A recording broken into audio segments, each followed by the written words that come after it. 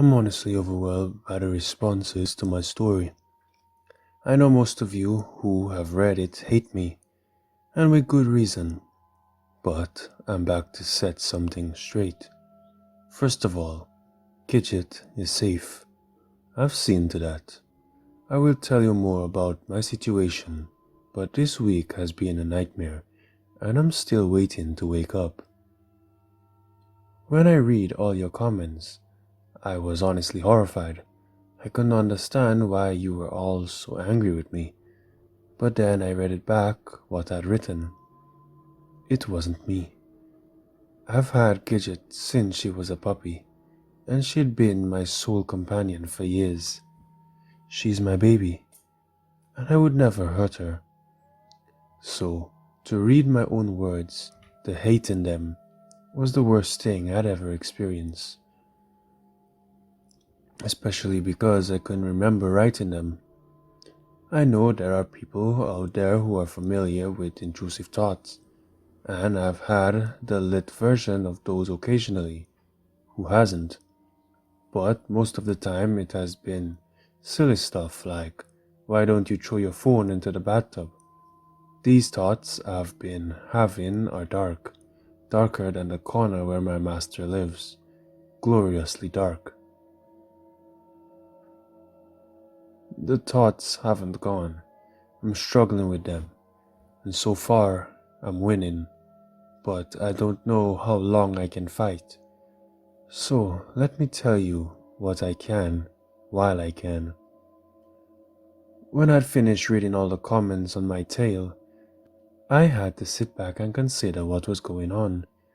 Gidget was in her bed, cowering, and with the clearest head I had in days, it hurt me to see her tremble like that. To know I was the reason for her abject terror. I had a lot of thoughts in my head, all tumbling around in no particular order, and aside from all that, I felt hot. The temperature was mild in my house, but I was sweltering. My face burned, and I felt lightheaded, as though I had a fever. Gidget whined a little, but I didn't dare look at her.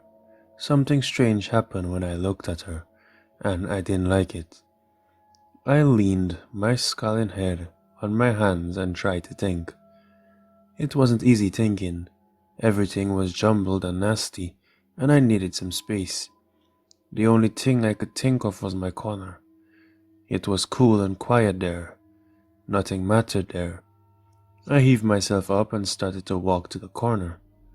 Gidget had been inactive for days, as I had been. But my movements seemed to stir her. She got out of her bed as I stood scurrying ahead of me. I ignored her. The corner was so close. The little beast stood between me and where I wanted to go. She shook down to her paws, but those paws still braced into the floorboards, and she tilted her head towards me, growling. She was trying to hinder me. Little scrap of fluff, thinking she was fierce. She snarled and bared her teeth. It would have been so easy to get her out of my way. I could see it so clearly. Just punt the little bitch as hard as I could, and watch her hit the wall. She would make an amusing noise, I thought. I remember pulling my foot back to do exactly that, kick her into the stratosphere. But something stopped me. I like to think it was the part of me I still had left. I did not kick her, though I wanted to badly. I tried to go around her, but she shifted when I did. Little scruffy mutt, showing her teeth. I hated her then, but not enough to hurt her, it seems. She stood her ground. I tried to stare her down, but she wouldn't move, even though she peed where she stood. I heard the splatter fall, and it felt like a rebuke. Stupid little bitch, are you going to keep me from that corner? It's mine. I was halfway to kicking her through the wall when my doorbell rang, and it was honestly a relief. It takes a toll being that nasty. I turned away from my dog and my corner and went to answer the door instead. It was a friend of mine. She was full of news, but most of it had to do with how I'd cut everyone off. Was news to me. I don't remember doing that. She's a good friend. Gidget went up to her and licked her hand, no hesitation at all, and a part of me hated her for that. Her little stub of tail wagged harder than it had in months. Her little stub of a tail wagged harder than it did in a month. Like I didn't mean anything. I wanted to kick my friend then, like I wanted to kick my dog, but I held tight to my manners. My friend was fussing about picking shit up and tidying it away, talking and talking and talking. At some point, she realized I wasn't responding and gave me a good hard look I wasn't prepared to receive. There was a question behind it, and the question was, what the hell is going on? I couldn't answer that. I didn't know myself. I watched her fussing about my home. There was a fat steak knife just sitting on the counter where I had left it, and she turned her back to it like it meant nothing. She didn't she know the danger she was in? Trust in soul. I could have plunged that knife into her back, or better yet, grabbed her chin and tilted her head back so I could slit her throat. I wonder if blood would reach the opposite wall. That would be a pretty picture. My friend turned then, as if she had heard my thoughts, though I doubt she had. If she had heard them, she would have run screaming, but she just picked up the knife and put it in the dishwasher. So maybe some passing angel had nudged her. She was still talking. Her voice was like a spike in my head. I knew she had to live. She spotted the puddle Gidget had made during our standoff and made some kind of exclamation. She was reaching for the mop to clean it up, but I stopped her. If she'd stayed much longer, something bad would happen. I already had thoughts of forcing her face into the puddle of piss, making her lap it up. But I want to do something for you, she said. You're clearly not yourself. I almost laughed then. She had no idea. You can do something for me, I said. Die, said the little voice in my head. Anything you want, she said. I tried to speak then, but it was as a huge hand was around my throat, stopping the words. I grabbed her arm. She was such a good person. Touching her made that hand ease up a little.